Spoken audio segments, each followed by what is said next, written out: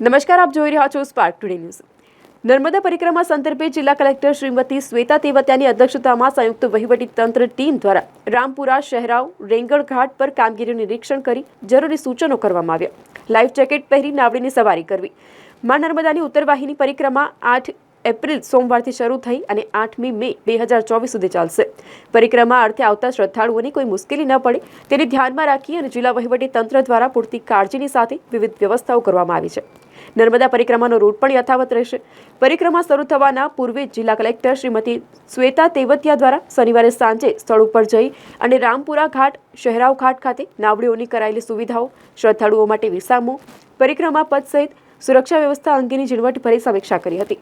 સાથે જ નાવડી સંચાલકો અને શ્રદ્ધાળુઓ માટે સુવિધાની કામગીરી કરી રહેલી એજન્સીના પ્રતિનિધિઓની સાથે પણ જરૂરી ચર્ચા કરી કેટલાક સૂચનો કરવામાં આવ્યા હતા. મા નર્મદા ઉત્તર વાહિની પરિક્રમા આ વર્ષે 8મી એપ્રિલથી 8 મઈ સુધી થવાની છે.